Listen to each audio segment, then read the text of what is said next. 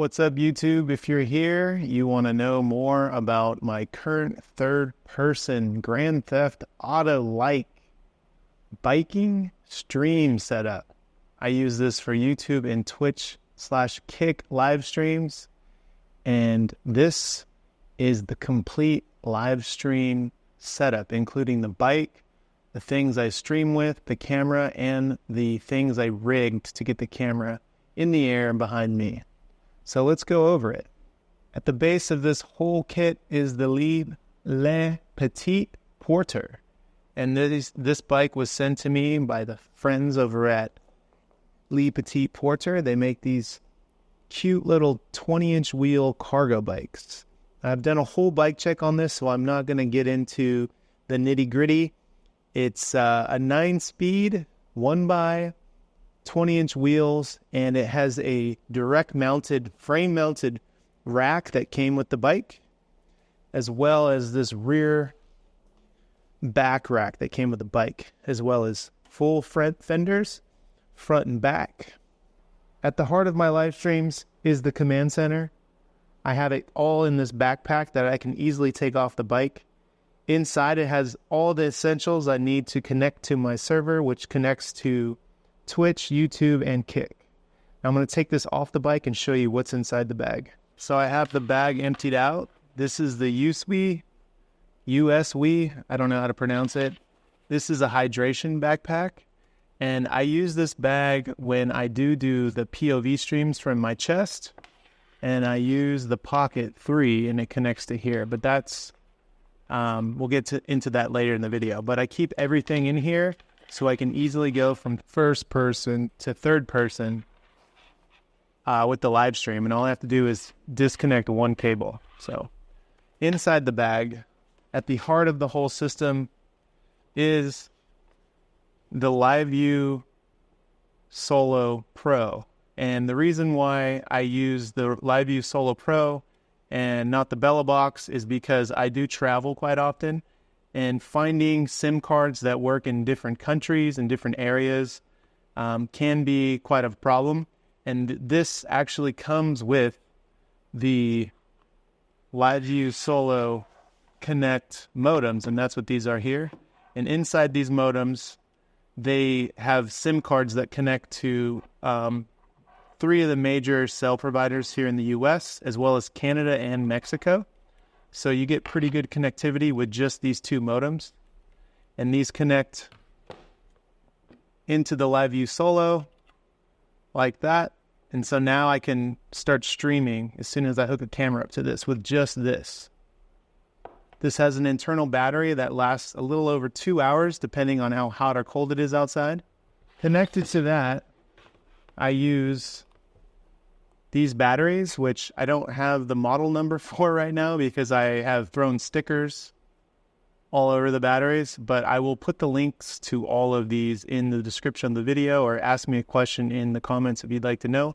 But these are off Amazon, and these are 65-watt PD batteries. So these batteries charge via USB-C into the LiveView here, and this keeps this charged for an additional 2 hours.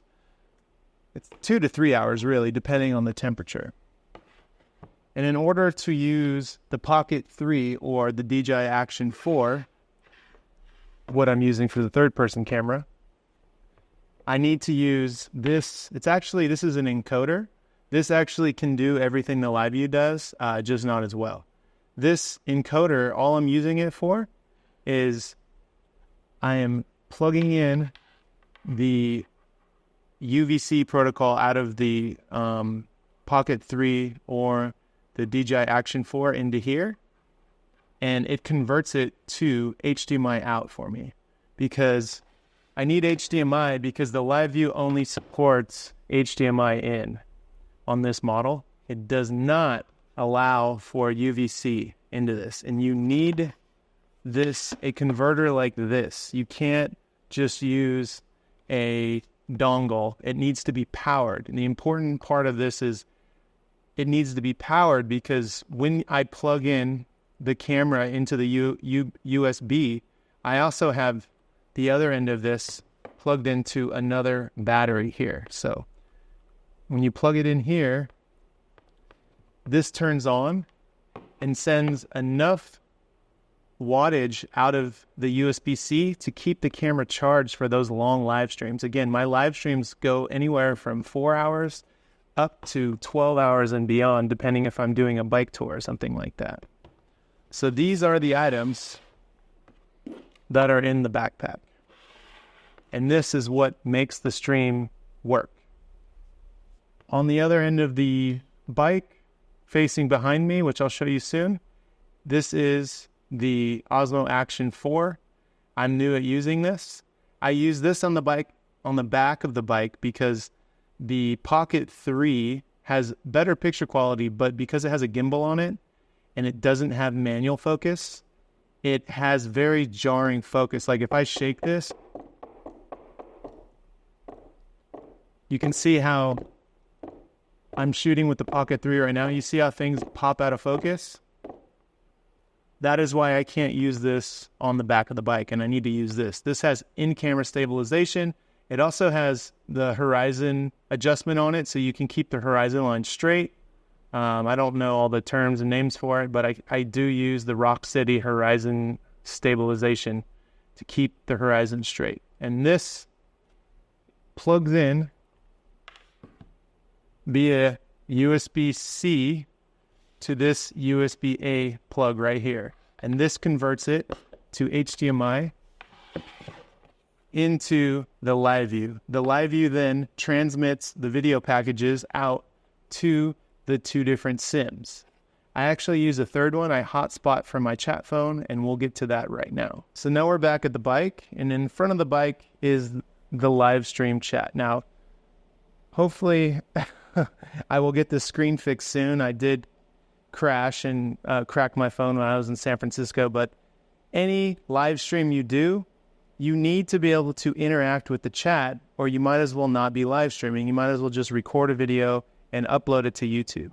If you're going to live stream, you need to interact with the chat live. That's the whole point of it. So you need to have a phone, at least on a bicycle, you need to have a phone out in front of you so you can see it and look down at it and glance at it while you're riding your bike. And on the phone, I hotspot right here. I hotspot this device, and I'm using a Verizon-based SIM on this phone, and then the hotspot goes to the live view. So I'm using 3 different connectivities to the live view to make the stream work as best as it can. Now, this app I'm using on the phone is called Stream Buddy, and this app does all kinds of crazy things, and I'd love to tell you about it right now. So on this phone, by the way, this is a Pixel 7a. This phone is running Stream Buddy, like I said, and what this does is it allows me to stream to Twitch and YouTube at the same time. If you can see the text down here, you can actually see that is a YouTube comment. These are all Twitch comments. You can see the icons from Twitch. These are from previous streams, so a lot of the YouTube comments might not pop up. But you can see tips. This thing also does song requests. It also has the ability to run different tabs on top. So I have this thing called TTS, and I use a system called TTS Monster. There's nothing here. But what it does is it allows me to use AI-generated text-to-speech, and that's what TTS stands for. I have a YouTube tab, so I can see what happens when people subscribe or become a channel member or send a super chat. On Twitch, I can see when people become members or send money via song requests. It also has a screen, so I can actually see, it's not on here right now because I'm not streaming, but it shows me what OBS sees, so I can see what the camera sees behind me. And this is actually a screen grab of what the computer is transmitting out. And then it has this really handy-dandy feature right here called Song Requests. So when someone donates and they want to play a song, they can add a YouTube video in that has music, and it'll play over the stream. And this device, this phone, is connected to a small speaker. It's a DeWalt speaker. Let me show you that real quick.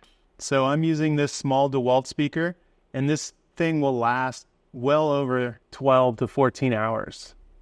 This thing is a beast. It doesn't have any bass to it, but it is really loud, trebly, and perfect for song requests while I'm riding my bike, perfect for any of the text-to-speech, perfect for any of the alerts when people subscribe, and it's really, really lightweight, which is a benefit to people who are on the bike all the time because I'm already carrying a lot of weight when I have all these batteries. These start to add up. All this equipment starts to add up, so as much weight as I can not carry is better. So now I want to show you how I got the camera to go up here. I did a little bit of modifications, but I'll show you exactly what I used and what I did to get it to mount to this bike. On this particular bike, there are 2 bars that run back for this rack. So I just have these these are sound poles, they're boom poles, and they're the cheapest ones that Rode sells. And I just have them valet strapped and zip tied to the frame. And so these are pretty stable to the bike. They do still have some flex, which is, we kind of want a little bit of flex, but we don't want it bouncing around all crazy. Right now, I do have these tension straps. They did come a little loose because this one's starting to fray. So I need to restring this and retension this cable up to get this back camera mount steady. So on one side, we have one Rode pole all the way up, zip ties and valet straps. On the other side, the same thing in parallel all the way up. On top of the 2 poles, I took some shelving from a hardware store. I cut it down, drilled some holes to keep these in place. Now, I've ran this setup in the past when I rode across country, and I only used 1 pole. The problem with 1 pole is it moves side to side way more than 2 poles run together. So I did 2 poles this time, and I have them bridged here, and I just have a little lock nut here. This is just an adapter. This is a 3/8 to 1/4-20, and on this side I have a ball head that's 3/8 on the bottom. And what this allows me to do is adjust the camera quickly if I want to turn it or twist it any other direction. On top of that, I'm using this small rig quick release here, and the pocket or the Osmo Action 4 clips right on here, just like that, and it's locked in. So then you plug in the camera, you turn it on, you tilt down, and because I'm using the horizon stability on it, it keeps the horizon line straight. I can turn this camera almost all the way down, and you can see how the horizon on it is still straight. It doesn't really change too much. I can tilt it up and down to get more sky or more ground, but if I Dutch the camera like this, it doesn't Dutch the picture very much at all. It keeps it straight. So this is a benefit when having a camera back here. You turn that on, and you're going to have a pretty straight horizon line, which is important for this back camera. Now, I don't know if you can see, but the bike handlebars and the seat are just barely in view. And when I'm on the bike, I am floating in third person, and I'll put some examples right here.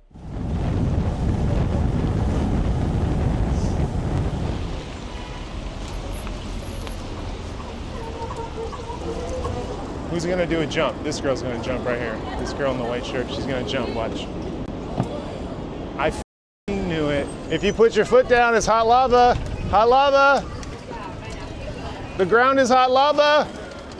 So now that I've showed you the equipment that I use to stream off the bike, and I've showed you how I mounted the camera up here, I'm going to show you how everything is mounted on the bike. Okay, so now I have everything attached back to the bike. So here's the backpack. It is completely loaded. I have all of the essentials I just went through. These are the modems. That's the UVC to HDMI converter, adapter, if you will. It's wrapped around these poles and valet strapped down. There's the bottom POV clamp for the Pocket 3 if I do POV streams. And that's all plugged in to the live view here. And the live view is running, and you can see that it has a picture on it and it says it's ready to go because it's running through this USB-A to USB-C cable, and it's running up this pole here. And it is plugged into the Action 4. And on the back, you can see we have a picture there, and it is the same picture that is on the live view. All of this is behind me and connected to the bike. It is stabilized to this saddle. In the front of the bike, I have the chat phone, and it's connected to a powered quad lock, so I don't need to plug anything into my phone. I just put the quad lock on here, or the phone on here, and it starts to charge because it's hooked up to a USB-C cable. And that is running into this outer shell top tube bag, which really nicely matches the frame here. Inside, I have a small USB-A charging brick. I think it's a 26,000 hour battery in there. This is where I put the DeWalt speaker.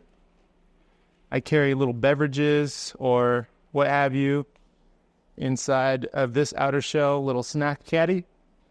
And I also have another valet strap with a big Nalgene bottle here on the front. So this is how I do my live streams. Hopefully you enjoyed the video. I guess there's one more thing I should say. I also wear a wireless mic. And one of the greatest things about using DJI for live streaming, not only is it one cable that connects the camera for power and video out, it also has its own wireless mic. So I use the DJI wireless mic system, and it connects to the Osmo Action 4, and the audio is transmitted to this, and everything runs in this one cable all the way down to the converter, to the live view, out to the computer, to Twitch. That's how I have my current third-person live stream set up. So let me know if you want to know anything more. Let me know in the comments below. Come on out to a stream, say what's up. I will for sure put a command in the live stream for those of you who are curious. When you see it on the live stream, I'll direct you to this video. Hopefully this answers all of your questions. This will likely change as I progress, as those of you who've been watching the live streams for a long time know that I don't stick to a setup for too long. I'm always trying to improve it in one way or another, and there's always something that can be slightly better. So right now, the biggest improvement for this setup is the bike itself. It is a slow-going bike, but very capable. It allows me to chill when I'm live streaming instead of being in an aggressive stance and riding fast. It's a little bit more of a mellow live stream, which I do enjoy the contrast of doing both types of bike rides. And this bike allows me to do that. And two, the DJI camera back here and using the Pocket 3 as well for POV.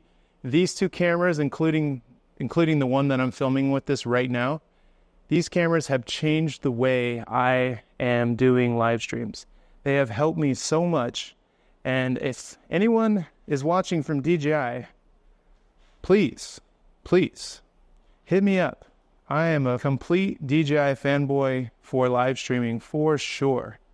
You guys have made IRL live streaming much better. So hopefully you learned something. I'll see you in the next video.